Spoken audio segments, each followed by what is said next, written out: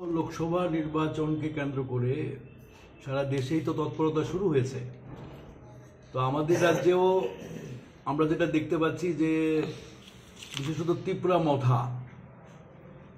মথার প্রতি আমরা একটা আহ্বান রাখতে চাই আজকের সম্মেলন থেকে, নির্বাচন উপলক্ষে বা দেশের সামগ্রিক পরিস্থিতির উপরে।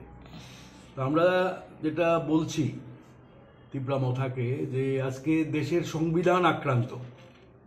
বাবা সাহেব আম্বেদকর বলতেন যে দেশের স্বাধীনতা, সাম্য, গণতন্ত্র, লিবার্টি, এগুলো ওতপ্রোতভাবে যুক্ত।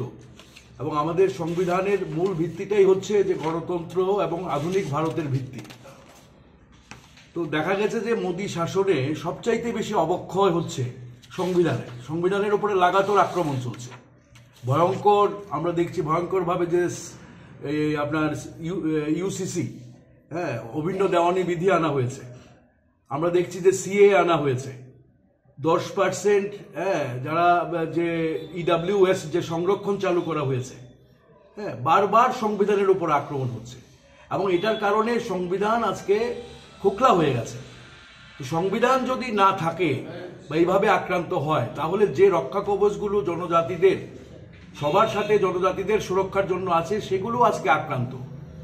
ভারতবর্ষের আদিবাসী অধ্যুষিত এলাকাগুলোতে, বিশেষত ঝাড়খণ্ডে, আপনার ছত্তিশগড়ে, এবং ভারতবর্ষের অন্যান্য রাজ্যগুলোতে দেখা গেছে যে সবচেয়ে বেশি উচ্ছেদের শিকার এই মোদী রাজত্বে আদিবাসীরাই হচ্ছে, জনজাতিরাই হচ্ছে। তারা জমি থেকে উচ্ছেদ হচ্ছে। আদালতকে দিয়ে পর্যন্ত জনজাতিদের বনভূমি থেকে উচ্ছেদের আদেশ করা হয়েছে। সেগুলোর বিরুদ্ধে অনেক লড়াই হয়েছে। এবং আমাদের রাজ্যে আমরা দেখতে পাচ্ছি যে এডিসির যে অধিকার দেওয়ার কথা, যে প্রতিশ্রুতি দিয়ে বিজেপি ক্ষমতায় এসেছে, এডিসিকে অধিক স্বায়ত্তশাসনের অধিকার দেওয়া তো দূরের কথা, এডিসিকে ঠিকভাবে চলতে দিচ্ছে না। এডিসির প্রতি বিমাতৃসুলভ আচরণ করছে, বাজেটের টাকা আটকে রাখছে। এডিসিতে সমস্ত দপ্তরে তারা বেতন দিতে পারছে না। এই মাসে আমরা দেখছি যে 10 তারিখ পর্যন্ত বেতন হয়নি।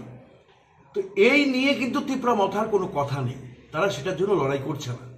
এবং জনজাতিদের আজকে যে মৌলিক প্রশ্ন, যে যখন ক্ষমতার কেন্দ্রীকরণ হচ্ছে, স্বৈরাচারী একটা শাসন ব্যবস্থা দেশে কায়েম হচ্ছে, সংবিধানের উপর আক্রমণ হচ্ছে, তখন কিন্তু সবচাইতে বড় কথা যে এই ধরনের স্বায়ত্তশাসিত সংস্থাগুলো সবচাইতে বড় হামলার মুখে, এবং তারা সংকুচিত হচ্ছে।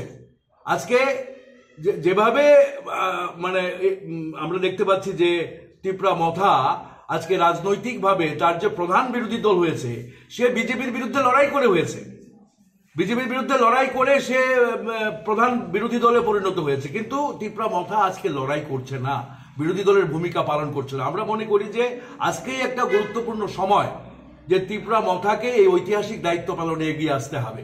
যদি ত্রিপুরা মথা এই দায়িত্ব পালন না করে, তাহলে ত্রিপুরা মথা অবশ্যই ইতিহাসে রাস্তা করে যাবে। তার দশা কিন্তু অবশ্যই আজকে ইয়ের মতোই হবে, আইপিএফটির মতোই হবে। তো আমরা ত্রিপুরা মথাকে বলতে চাই যে আজকে যেভাবে ইন্ডিয়া জোট গড়ে উঠেছে ঐতিহাসিক প্রয়োজনে, দেশে সংবিধান রক্ষার জন্য, গণতন্ত্র রক্ষার জন্য, দেশের যে বহুত্ববাদী যে যুক্তরাষ্ট্রীয় ব্যবস্থা, সেটাকে রক্ষা করার জন্য আজকে ইন্ডিয়া জোট গড়ে উঠেছে। বহু মতাদর্শের লোক, এমনকি শিবসেনার সাথেও আমরা কমিউনিস্টরা ঐক্যবদ্ধ হয়েছি। কেন? দেশের যুক্তরাষ্ট্রীয়তাকে রক্ষা করতে হবে, সংবিধানকে রক্ষা করতে হবে, গণতন্ত্রকে রক্ষা করতে হবে। কিন্তু আজকে অদ্ভুতভাবে আমরা লক্ষ্য করছি যে আমাদের রাজ্যে গত বিধানসভা নির্বাচনেও জোট হয়নি, সামগ্রিকভাবে জোট হয়নি বিরোধীদের মধ্যে। এবং এবারও আমরা লক্ষ্য করছি যে ত্রিপুরা মথা সেইভাবে জোটের জন্য সে কথাবার্তা বলছে না। তো আমরা বলছি যে কেন হবে না? মাঝে যে উপনির্বাচন গেল, সেই উপনির্বাচনে ত্রিপুরা মথার সমর্থন দিয়েছে বিরোধী দলের প্রার্থীদের। কিন্তু এবারের এই নির্বাচনে ত্রিপুরা মথার কোনো ভূমিকা আমরা দেখতে পাচ্ছি না। আগামী কয়েকদিনের মধ্যেই নির্বাচনের দিনক্ষণ ঘোষণা হতে পারে। আমাদের রাজ্যে নাকি নির্বাচন কমিশনের লোক আসছে, আগামী কয়েকদিনের মধ্যে। তো এই ফেব্রুয়ারি মাসের মধ্যে যদি বিরোধী দলগুলো রাজ্যে ঐক্যবদ্ধ না হয়, ইন্ডিয়া জোটের শরিকদের মধ্যে কথাবার্তা চলছে, ইন্ডিয়া জোট অবশ্যই ত্রিপুরা রাজ্যে ঐক্যবদ্ধ হবে। কিন্তু ত্রিপুরা মথা যে প্রধান বিরোধী দল, তার প্রতি আমাদের আহ্বান, আমরা আশা করব যে তারা তাদের ঐতিহাসিক বিরোধী দলের দায়িত্ব পালনে তারা এগিয়ে আসবেন এবং সমস্ত বিরোধী শক্তির সাথে ঐক্যবদ্ধ হবেন। এবং আমাদের রাজ্যেও এই যে আজকে শুধু গণতন্ত্রই আক্রান্ত নয়, মানুষের জীবন জীবিকা আজকে আক্রান্ত। আমাদের রাজ্যে 14% উপরে আমাদের রাজ্যে বেকারত্ব, ভয়ঙ্কর বেকারত্ব। হ্যাঁ, চাকরি নেই, সরকারি চাকরির দরজা বন্ধ, নামমাত্র চাকরি হচ্ছে। রেগাতে সবচাইতে বেশি মজুরি কম ত্রিপুরা রাজ্যে, সারা দেশে গুজরাট এবং ত্রিপুরায় সবচাইতে মজুরি কম। এবং অদ্ভুতভাবে আমরা লক্ষ্য করছি যে এখানে বিভিন্ন যারা স্কিম ওয়ার্কার আছে তাদেরও বেতন ভাতা বৃদ্ধি হচ্ছে না। হ্যাঁ, আজকে সারা দেশে লড়াই চলছে। তাহলে মানুষের জীবন জীবিকা আজকে যে পর্যায়ে নেমেছে, কৃষকরা তারা বলতে ধান কিনছে 2% কৃষকের কাছ থেকে তারা ধান কিনছে, বাকি 98% ধান বিক্রি হচ্ছে না, এবং কৃষি উপকরণের দাম বাড়ছে। তো আর্থিক যে বিপর্যয় মানুষের জীবন জীবিকার উপরে নেমে এসেছে, জনজীবনের মৌলিক দাবিগুলোকে নিয়ে আজকে লড়াই আন্দোলনেও সমস্ত বিরোধী দলকে ঐক্যবদ্ধ হওয়া দরকার। আমরা ত্রিপুরা মথা দলের কাছে বিনীতভাবে আবেদন করব যে আজকে গণতন্ত্র রক্ষায়, সংবিধান রক্ষায়, জনজাতিদের তার যে স্বশাসনের অধিকার, আজকে এই মোদির যে স্বৈরাচারী শাসন তার বিরুদ্ধে লড়াইকে শক্তিশালী করার জন্য, এবং মানুষের জীবন জীবিকার যে সমস্যা, আজকে জনজীবনের মৌলিক দাবিগুলোকে নিয়ে আজকে ঐক্যবদ্ধ হওয়ার আমরা আবেদন রাখছি। এবং আগামী লোকসভা নির্বাচনে ইন্ডিয়া জোটের সাথে ত্রিপুরা মথাকে ঐক্যবদ্ধ করার জন্য আমরা আবেদন রাখছি।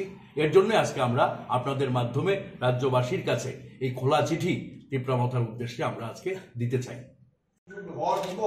অবশ্যই সম্ভব, আমরা মনে করি অবশ্যই সম্ভব। কারণ গত বিধানসভাতেও বিজেপি 39% ভোট পেয়েছে, 61% ভোট পেয়েছে বিরোধীরা।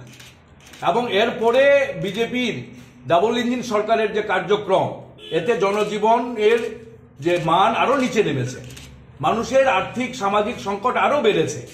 কাজে বিজেপির ভোট আবারও কমবে। এবং আমরা এটা মনেই করি যে বিজেপি সারা দেশে কোনোভাবে ক্ষমতায় আসার কোনো রকমের রাস্তা নেই। মোদী সরকারের পতন এবার ঘটবেই, এবং আমাদের রাজ্য মোদী সরকারের পতন ঘটানো সম্ভব যদি সমস্ত বিরোধী শক্তি আমরা ঐক্যবদ্ধ হতে পারি। হ্যাঁ, কাজে এই লক্ষ্যে আমরা বলছি যে যদি ত্রিপুরা মথা সহ সমস্ত বিরোধী শক্তি ঐক্যবদ্ধ হয়, তাহলে অবশ্যই ত্রিপুরা রাজ্যের 2টি আসনেই বিজেপিকে আমরা চ্যালেঞ্জ জানাতে পারবো, হ্যাঁ, এবং বিজেপিকে পরাস্ত করতে পারবো।